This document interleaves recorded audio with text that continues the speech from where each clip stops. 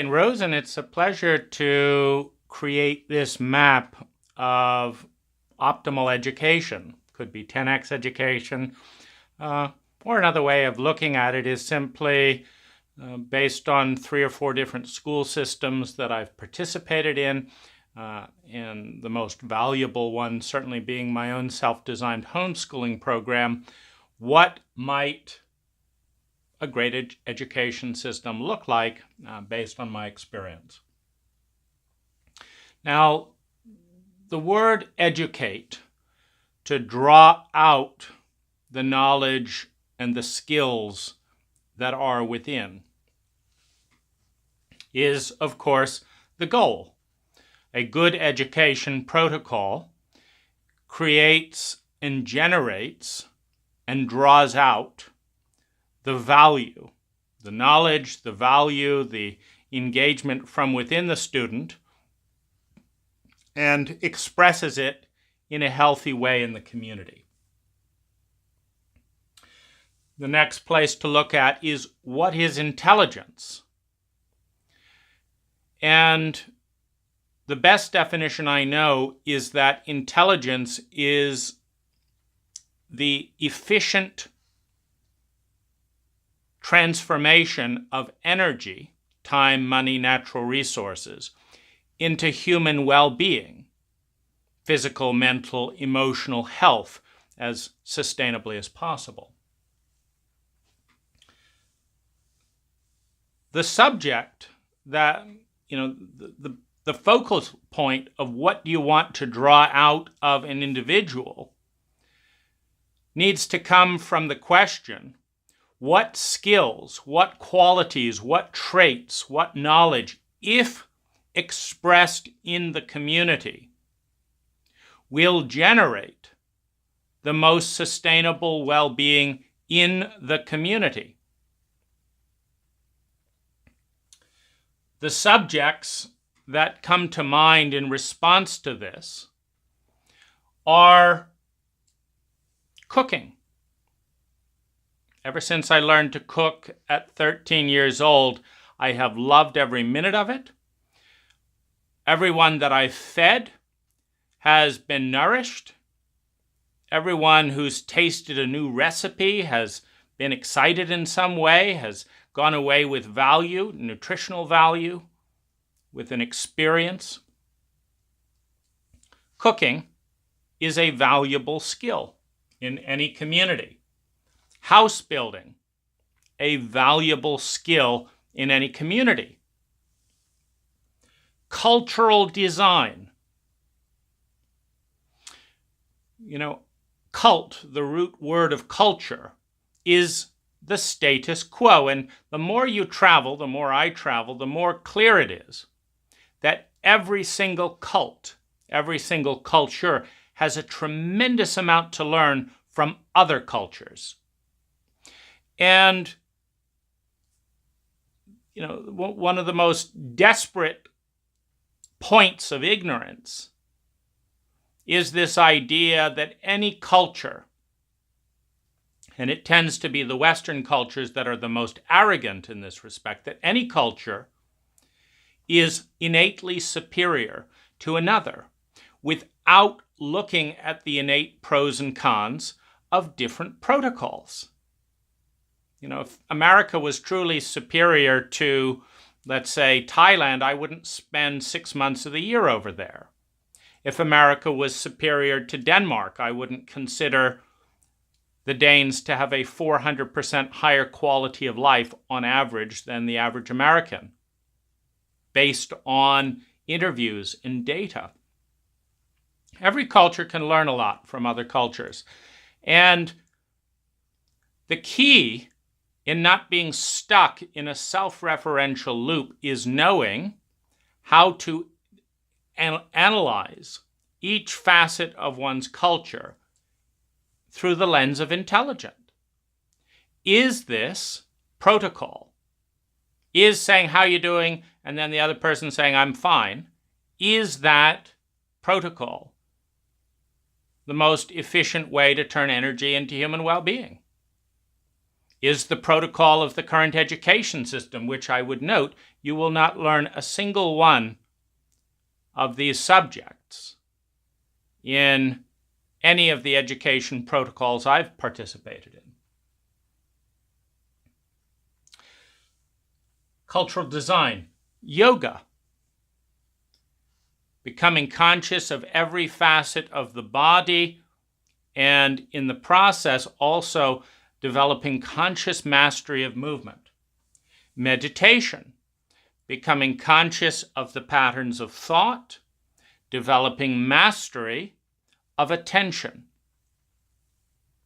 Art, connecting with the language of the right brain, the language of the feminine, through the technology of images, through the technology of shape and form. Relationship skills, destroying the heritage in which 1 in 3 domestic relationships in the United States contains domestic abuse, in which a majority of people have marriages they do not consider to be even close to optimal. The enormous amount of cynicism and single people, lonely, addicted, single people who do not know how to create a high dynamic relationship with another human being with confidence, who are so convinced based on past experience about the mediocrity, suffering, and pain associated with their relationship with their relationship protocols, with their culture's relationship lack of teaching, that they'd rather be alone, fat, and be bored out of their minds watching TV or porn than having a relationship with a real human being.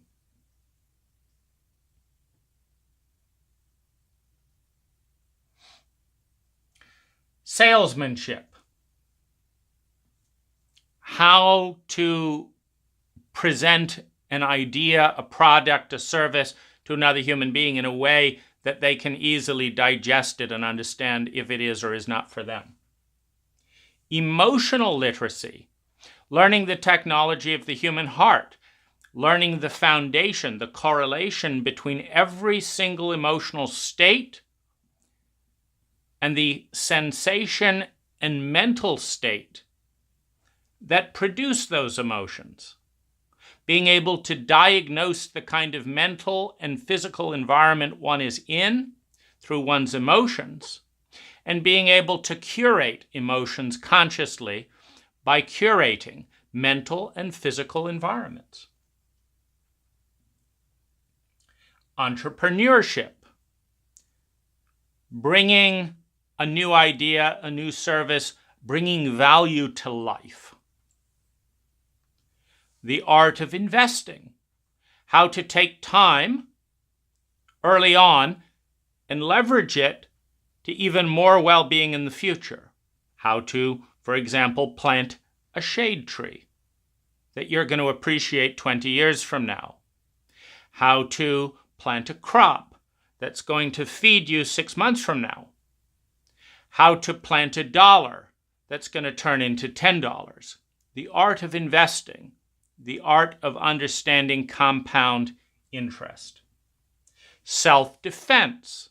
The art of eliminating fear of strangers. It's really a shame when you look at the statistics. For example, you're more likely to be abused by a family member than a stranger. So why are you taught to be afraid of a stranger and not taught to be afraid of your family? If you look at that in any sense, once you have a sense of security, what we're really looking at in the representation of a stranger is the unknown. Do you feel safe enough to face the unknown with a degree of confidence that you can take care of yourself? If you do not, 99% of all of reality is closed off for you, because 99.9% of all reality is unknown. And most of that is unknown. We don't even know enough to know what we don't know. And if we're afraid of all that, because we can't defend ourselves, well, we turn away from the vast majority of our potential. Diffusion of violence. When you can take care of yourself and be grounded, you can diffuse conflict in a space. When you have communication and emotional literacy, you can understand from someone's emotional state what's been going on in their world, and you can help to bring balance to that. When you understand emotional literacy enough to understand the biology of trauma, you can respond to trauma. You can respond to the trauma in yourself and in others in effective ways. The technology of synergy. How to combine 3 people in a way that generates more value than 100 individuals. What is the technology of design that would allow this person and this person and this person, each that have 10 units of potential on their own, to come together in such a way that they release 1,000 times, 10,000 times more potential? What is the technology of synergizing? Facebook. 170 people changing the world. Twitter. Bit of coding. Changing dynamics. How do you create that? Both of them are accidents in a variety of ways. But can you provide space for inducing more such accidents? And how? Time management. How do you spend your time intelligently so that for every hour you invest, you maximize the amount of sustainable well-being brought into your world? Computer design, technology design, coding, software design. How do you go into a space where you come up with an idea of how to relate with the world by inventing new lenses of perception, new forms of data, and synthesizing that in different ways that, again, leads to well-being as opposed to addiction? Cost-benefit analysis, a facet of intelligence. How do you train your mind to instantly scan 10 different possibilities and say, this one's going to bring more well-being, so that's what I'm going to do. I'm going to do it now, and I understand the costs and the benefits in that split-second decision. Photoshop, until there's a better program that manipulates images in all the different ways.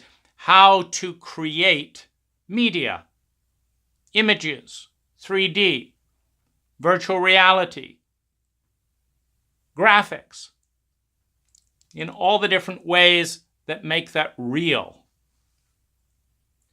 Survival.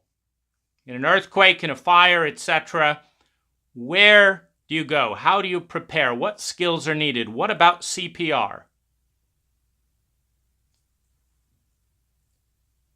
Death and dying facilitation.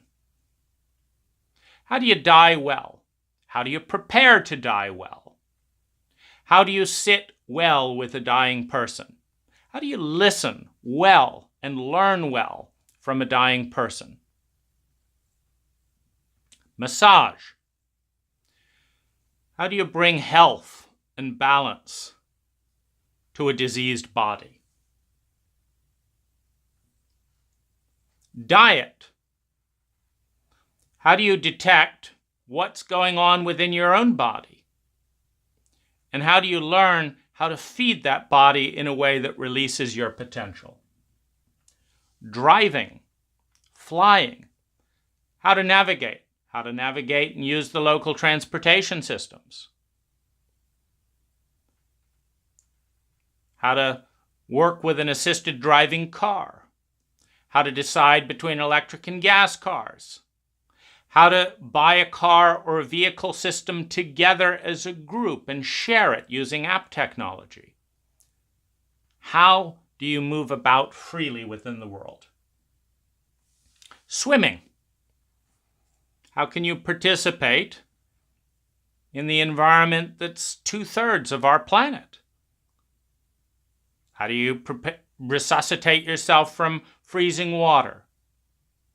How do you dive deeply without getting sick? How do you scuba dive?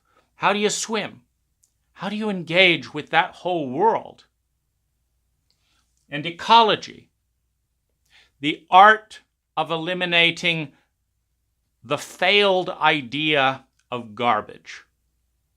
You see, garbage is a nice word for stuff we aren't intelligent enough to know how to reintroduce back into ecology. Garbage is a fictitious invention of a limited brain. We take stuff out of the natural environment, we make stuff with it, then we get done with what we've made, and we say, oh my gosh, I don't know what to do with this. And then we say, I know, I'll dig a big hole in the ground and I'll throw it in there. And then I won't think about it, and that's what I'll do about it. Garbage is the byproduct of an uneducated brain. It is the byproduct of a limited imagination. Because all garbage means is that no one in the local culture, not one person, has a useful idea to do with all the energy that has been stored in all the things that we've turned natural resources into. So we take natural resources, we change them, and we throw them in a hole, or we burn them. That energy contains incredible power, incredible amounts of energy. That stuff transformed back into something that can be beneficial for the natural environment or beneficial from the synthetic environment. It's a little bit vague there because Earth created human beings, and human beings created stuff, and human beings invented the illusion of garbage to classify all the things we don't know what to do with, which just means all the things that we haven't thought about. That's incredible when you understand that Americans generate 102 tons of garbage in a lifetime when they generate 90,000 gallons of gasoline in the air. 90,000 gallons of gasoline are burned producing products, transporting products, producing vehicles, and transporting people. Per person, it all adds up 90,000 gallons. And that stuff that we're spewing out isn't good for our lungs. That's not good design. Ecology, the art of recapturing all that energy that we've mislabeled as garbage and turning it into something useful. Every single one of these skills is and will be highly useful in the next 100 years. Every one of these skills is not on the high school curriculum. The amount of boredom and apathy we are experiencing is not a symptom of kids that don't want to learn. It is a symptom of the stupidity of the status quo that our kids are smart enough to realize has very little to do with their future lives. Even my math teacher in high school, when I said, so, when's the last time you used algebra? And he said, well, talking to you, teaching you. And I said, okay, so I'm not going to be a math teacher. When else? Never. Even the math teacher never uses algebra, never uses calculus. And as for arithmetic, yeah, it's good to know. And we've all got phones. It's good to know. But a phone can't turn the idea of garbage back into renewable resources. A phone can't cook delicious food. A phone can't build you a house. We still need people for that. So how about learning some of those things? Now, the next thing is style. Now, some people learn by talking. Some people learn by listening. Some people learn by reading. Some people learn by writing. This is one aspect of style. Well, heaven help you if you're in one of our local schools. Because unless you enjoy reading and listening, if you want to talk, there isn't enough room. And interestingly, one of the best ways to integrate what you're learning is to teach it and to speak it. Which means that the next thing that's important to understand about learning is some people learn better one-on-one, and some people learn better in small groups, and some people learn better in big groups. So we've crammed the brilliant possibilities of each generation into a box in which maybe 30% of people have the capacity to excel in that box, whereas maybe 90% to 97% have the capacity to excel in a different box. One of the best ways to learn how each child learns is to expose them to groups of 5. A 5-to-1 ratio is reasonable. A 3-to-1 ratio is reasonable. To try some people in larger groups so that every child has a sampling of being able to learn through talking, presenting, being able to learn through more performance, through a variety of things, can teach and learn in a variety of things and discover their niche. More importantly, using data metrics, which means the school system has to be more intelligent, to actually show not only the student but everyone else how much better they're learning in this way versus this way. Because when we care enough about drawing the best out of people to actually study and measure the data, the measuring device in phones, in tablets, and schoolroom AI can actually listen to things. For example, can get to know the full range of excitement and boredom of every class in tone of voice. That is communicated in tone of voice. It's also communicated in body language. And when you're scanning an individual because you're looking at a screen, you can have a background program that says you're 20% more excited when you're giving a talk to one person. Your peak excitement and engagement is when you're giving a presentation in front of 40 people. Your peak boredom is when you're listening in silence to one person and you're in a group of 40 people. And that suggests this, and then you respond to that. And for the next 10 years, you're building on that data. So you understand that when you pick a topic that you're interested in and submit it to a newspaper, that you learn writing 500% faster than when the teacher's picking the topic and grading you. And no one's ever going to see it. You didn't care about the topic, and no one's ever going to see it, except some teacher who doesn't even want to be grading your shit at night. Community integration. Now, our current model of schools is we take all of our children out of life and we create an artificial circle. Begins in the morning. You've got to prepare for being removed from life. Okay. Dress for the school environment. The school environment is not life. It's a synthetic representation. So you dress for that environment. You walk to the street and you get bussed away from life into a little circle. There you sit in a fictitious environment. Life is not divided by age, but you are. Life is not divided by gender, but in many schools you are.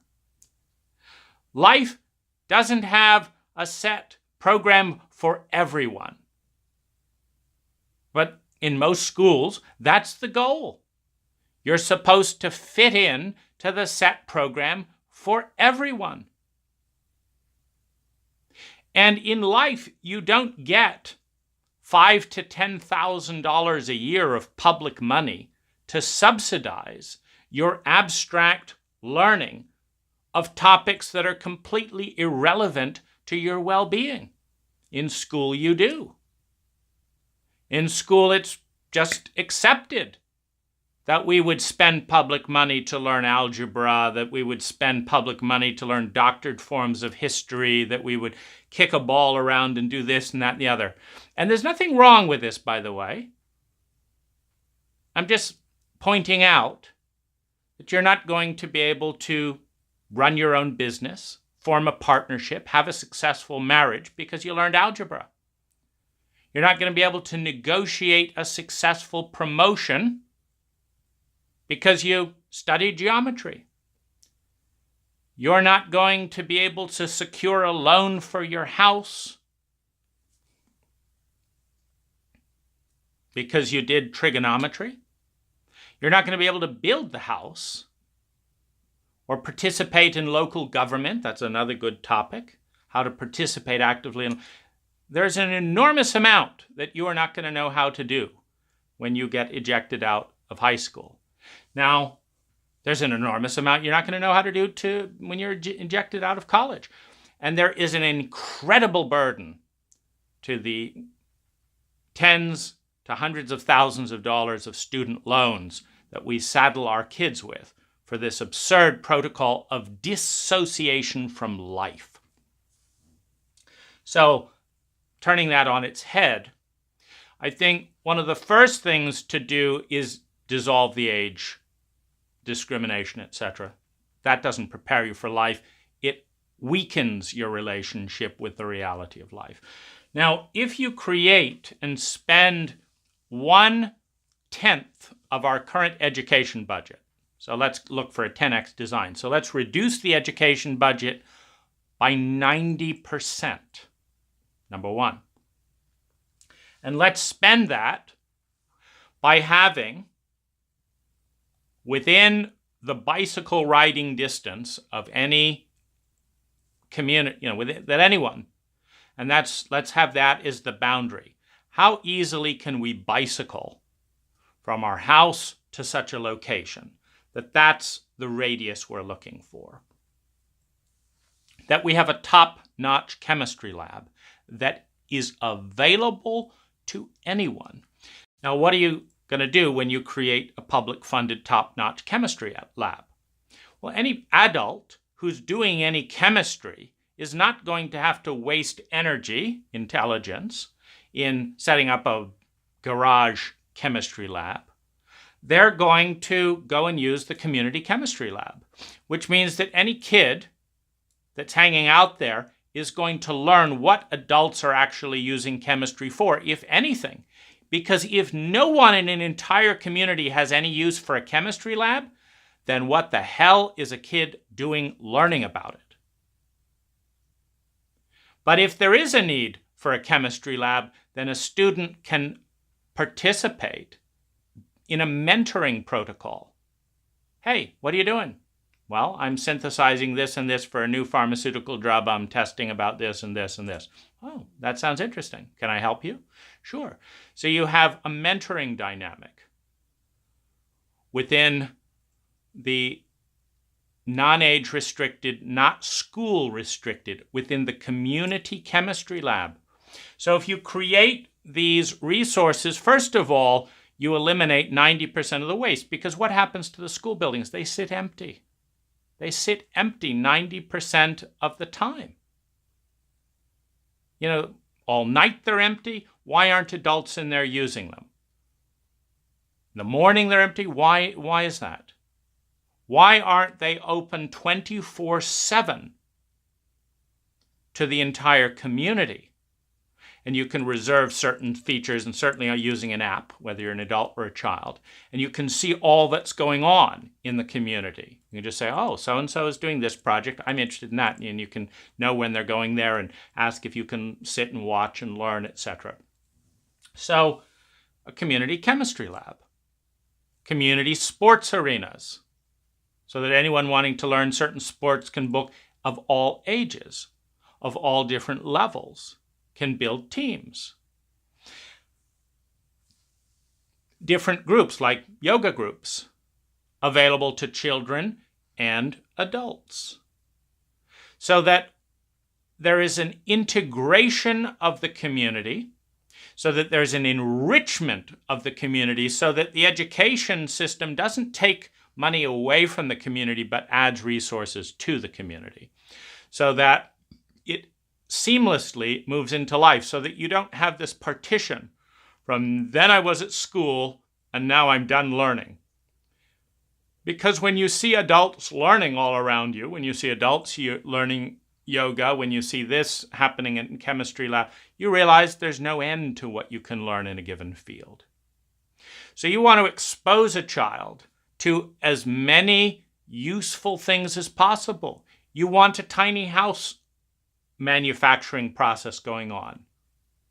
You want drafting boards and CAD software for anyone that wants to do community architecture. You want learning systems built into these systems that measure the proficiency using technology. So that, and you want to be grading the entire arena, the entire community. You want to know who's your best chemist in the entire community of all age, based on interactive use, based on when so-and-so needed this drug manufactured, who did it, and who did it on time more than anyone else, and who came up with a better technique. That's the data. App profiles about uniqueness. One of the things that I find disturbing, having lived in multiple countries and talked with thousands of people, is there is not a single person that I'm aware of who knows what I'm best at. One. There isn't a single person in my life who has ever asked me what I'm good at and what I want to be good at. And even if they had, there's no mechanism to take it to the next step to publish that within the community. I'm good at this, and I'd like to be doing that. And that this is independent of a job. Some of the things that we're best at, there's no job for that. There may be no job of listening to someone when they're in crisis at the last minute. And that last minute bit is the entire definition. Because there is a role to listen to people in crisis at the last minute that is not fulfilled by scheduling a therapy session for 1 to 2 weeks in advance. Because your crisis doesn't show up conveniently. Here's my crisis, and there's our appointment for therapy. Your crisis, your trauma, shows up when it shows up. And the person who's going to listen to you say what happened a week ago is of zero value to you today while it's happening. Well, what if there's no role in your cult for listening to trauma and crisis at the last minute? But that is something you are very good at because you're interested in it. You like spontaneous activity, and there you are. You're good at it. Well, nobody knows it. So nobody can press, I need someone to listen to me at the last minute, and then this person pops up on the app, and you press, okay, are you available to listen to me at the last minute? And then it's like, okay, we'll meet here in 10 minutes. Nobody knows this information. My neighbors in typical America know nothing about me because they're not interested, because they're not intelligent enough to know that their protocol of apathy is not intelligent. They think it's intelligent or they wouldn't be doing it, but they don't know enough to know that it isn't intelligent, so they're doing it.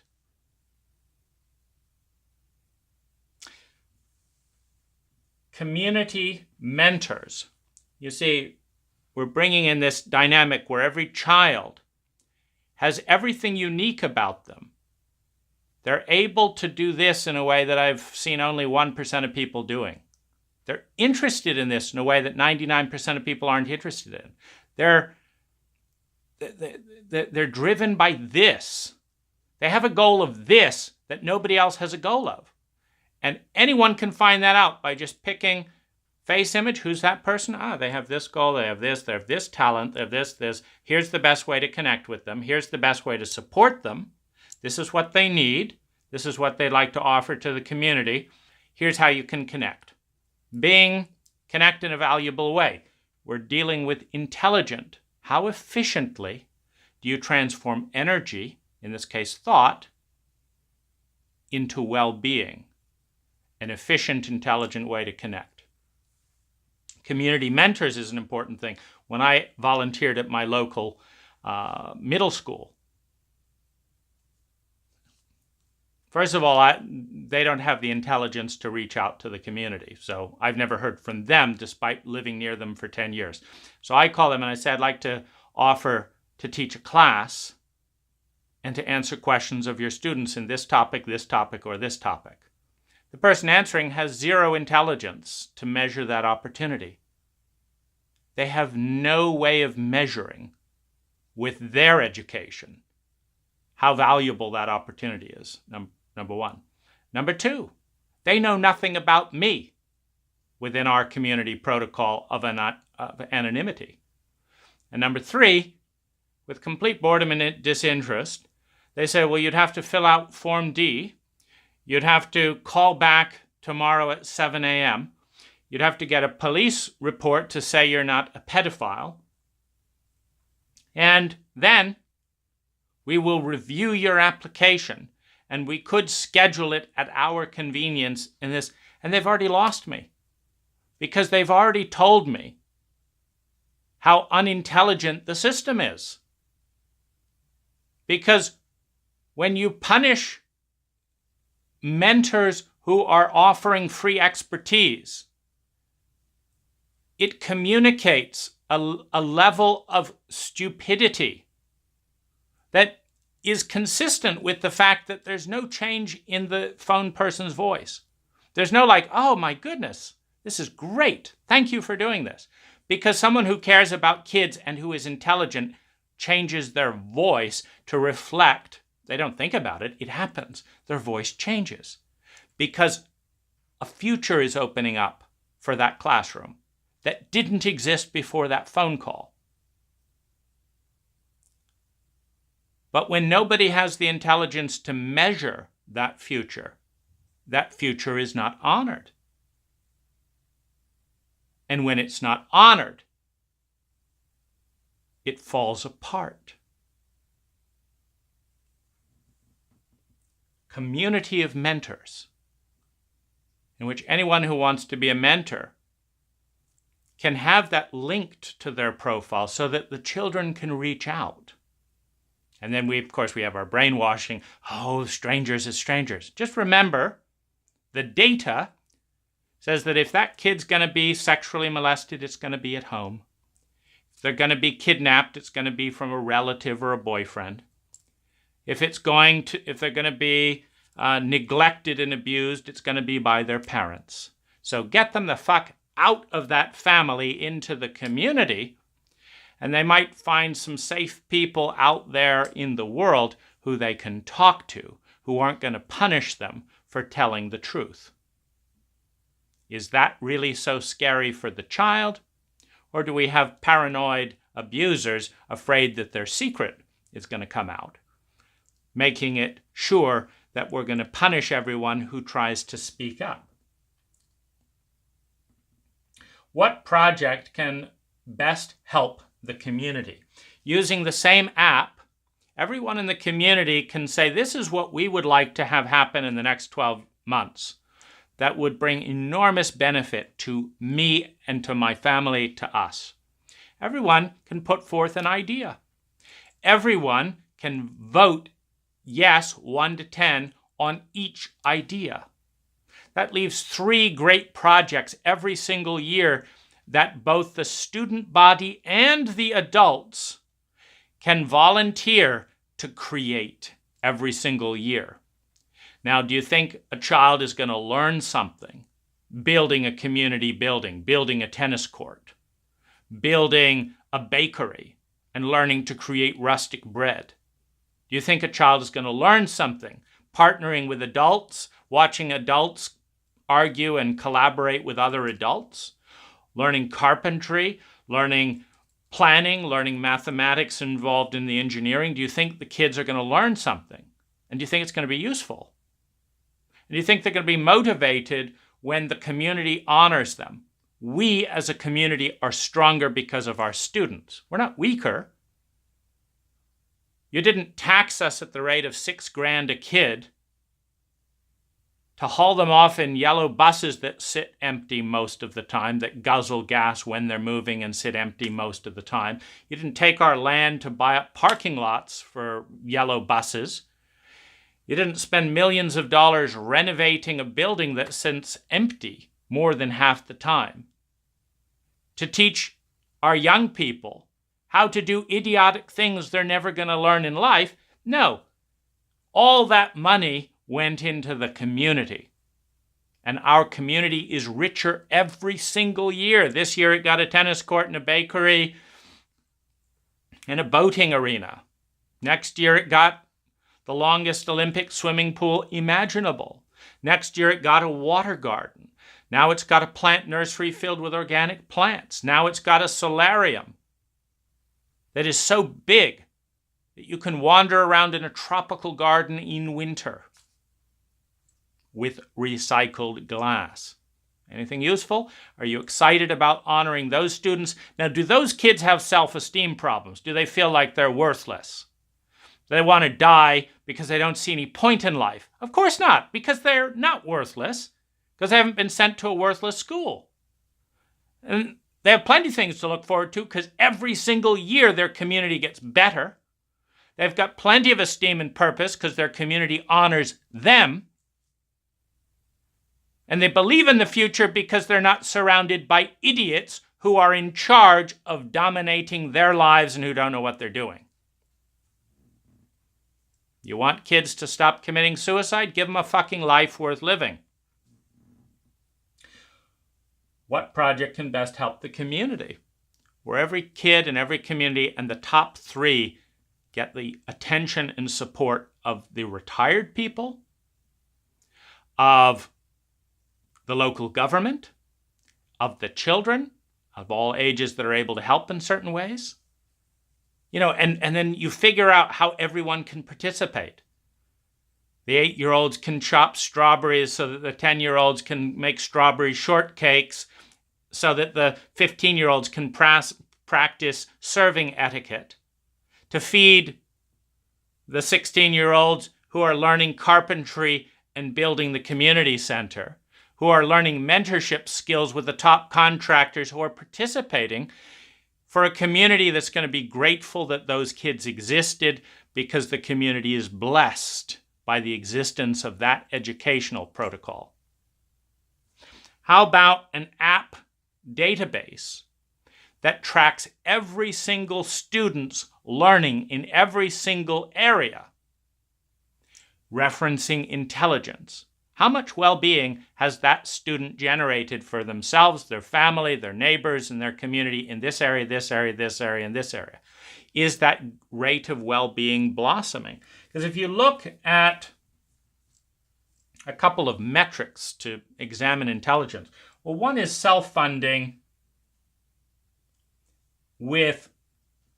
meaning that the school system is so valuable that the human beings created by this education protocol are so valuable that they want to give something back, and that they're all successful.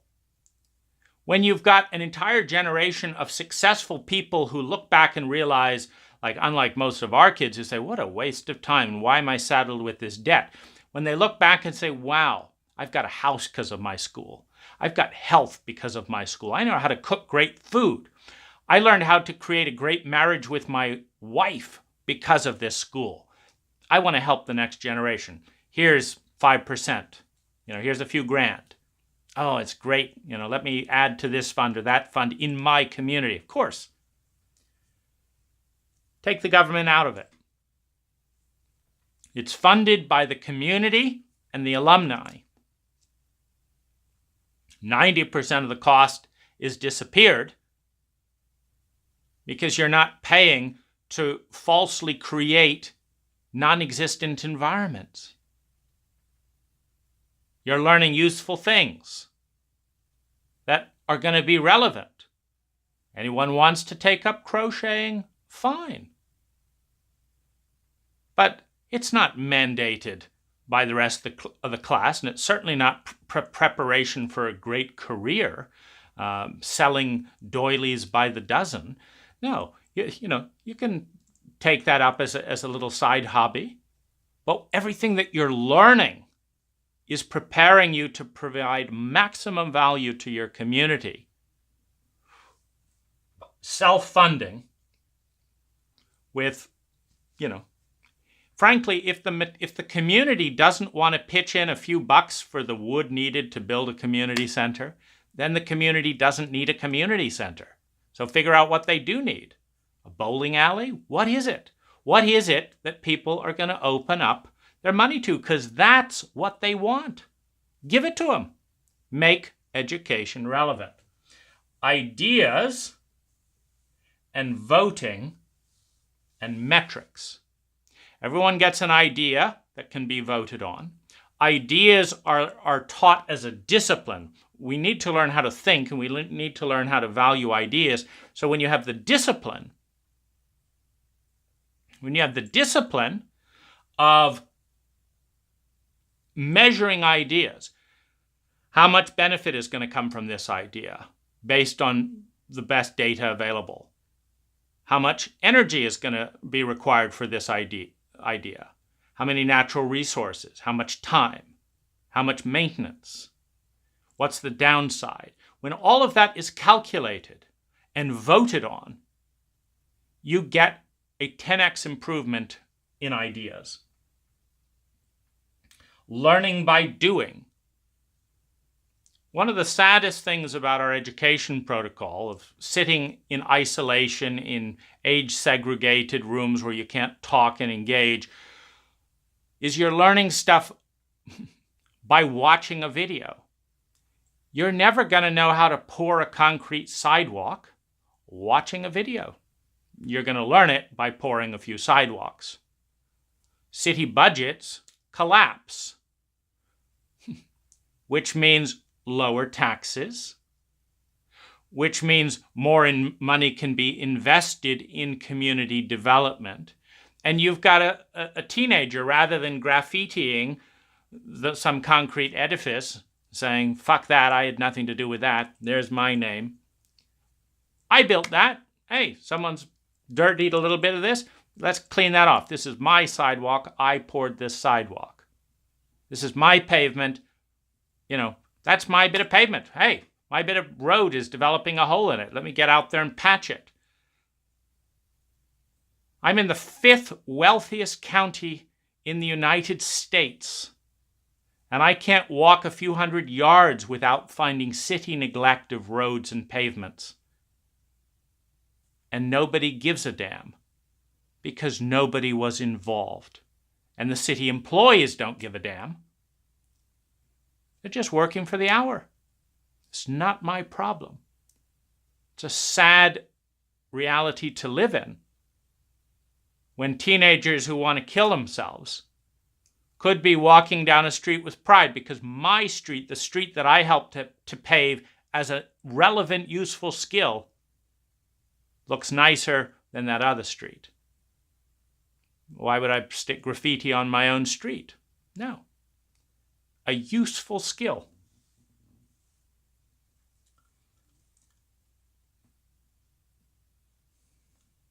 We need metrics such as who knows what skill that's useful, how much do they know, and how well can they do it. That's a skill metric. Social bonds. What's the strength of the social bonds for this individual? Does this person have a good social bond with their mentors? Do they have a good social bond with their parents? Do they have a good social bond with city employees? Do they have a good social bond with friends? And do they have good social bonds with a team producing something for the community and the school? What's the quality and degree of social bonding? That is something to measure, because a student that is successful at creating strong, sustainable social bonds, 80% of their income is going to be determined by that. Tremendous amount of their mental, emotional health is going to be turned on by that. And if you don't think it's intelligent to take someone who's taking time off work to go see a psychiatrist at $300 an hour because of mental, emotional health skills they didn't learn at school, in fact, they learned how to be ashamed of their feelings at school, very intelligent, the entire community suffers when energy needs to be reallocated, when someone is taken offline and is no longer able to contribute their skills, and then requires someone else in the community to come offline to help them, and then needs money to sort that out. If that can be nipped in the bud in school, hallelujah. Growth rate. What's happening with a child's growth rate going through years? Okay, they took up sewing. And, the first month they did sewing, they learned 40%. The next month they learned 120%. The next month they were up 200%. Then they sustained a 200% rate of growth per month until they took up another topic. Then they learned soccer, and they did this and this and this. Then they learned how to do post and beam architectural work. Then they did forestry and high rate. Then they got to be 12 years old, and they flattened off and went down. That's something to be curious about. When you follow the data, you get to see what's going on. Human beings are rapid learners by nature, and you want these metrics to be available as profiles, and you don't want them to be hidden, and you do not want people to be punished for their profiles. You want them to be interested in supporting. Everyone wins when the community grows. Community service, costs, and experimentation. These are other metrics to do. So how much community service is coming out per child? That's a good metric to understand. What are the costs for all the value generated for the community? Because if you have two community projects and one took $1 million in materials and the community feels 10% happier, and the other took $10,000 of materials and the community feels 50% happier, well, you should do more of the $10,000 projects. That's more intelligent. They're both intelligent. They've both managed to turn energy into human well-being. But one's doing it more than 20 times more efficiently. That's intelligence. You want to measure the community benefit, the costs, but you also want to measure the amount of experimentation, because that predicts future development. You want a kid doing 5 things every week or whatever that they fail at, and you want them documenting that. How many things did they try using an intelligent hypothesis in an experiment? And then what's the results? Now, this is going to a data stream to where the most successful experimentation lead to the innovation of the community, where everyone sees the experiment and gets to vote. That's a good one. I want to adopt that. And the most successful experiments climb as memes to be fostered and nurtured within the community as memes that are estimated by the app to be intelligent. What project can best help the community? So these are some of the metrics to look at.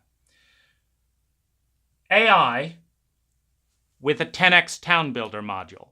So again, in areas within bicycle distance, so a couple of miles,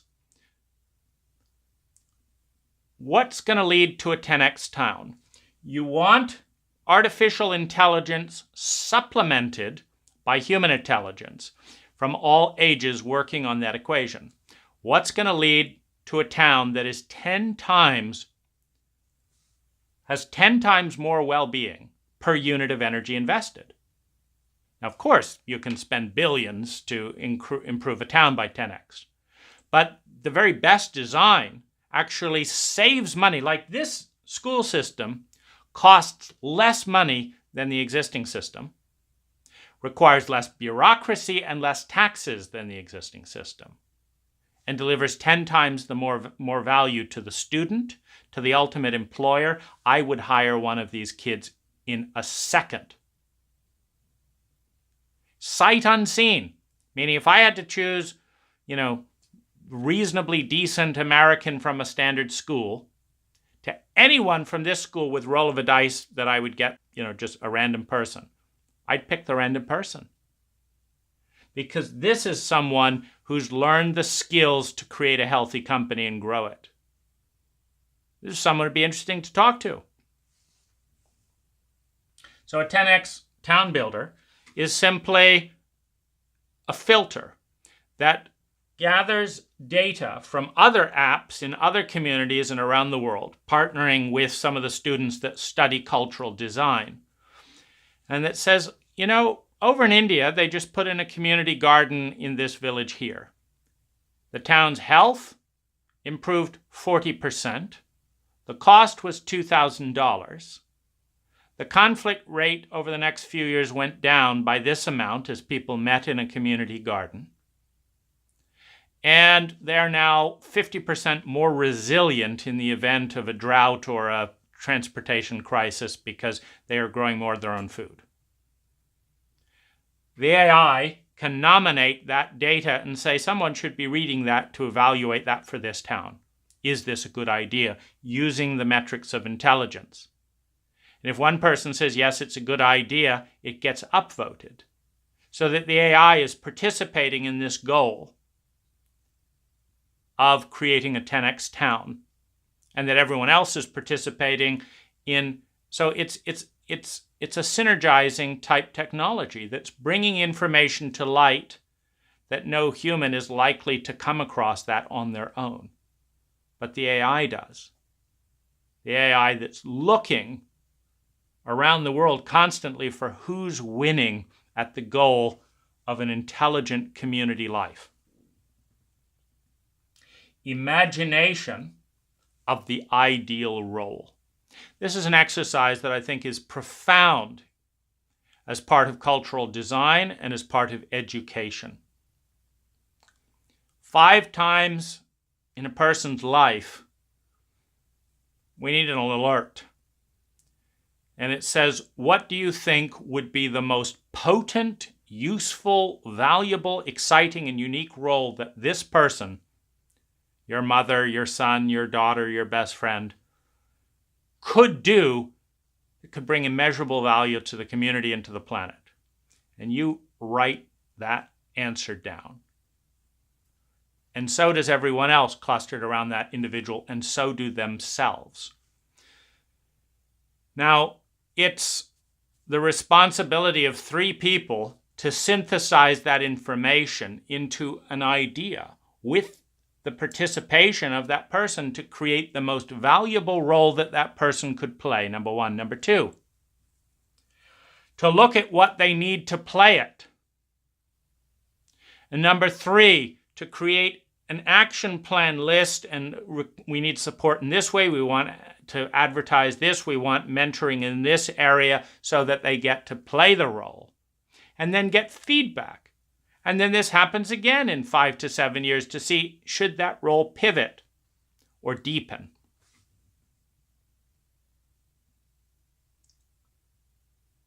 Finally, we come back. Education, to draw out the most potent resources for community well-being, to draw that out and share it with our human beings and the planet around us. Thanks so much for watching. Take all the best ideas you can from this and run with them. Throw the others out and let me know your ideas for improving the design.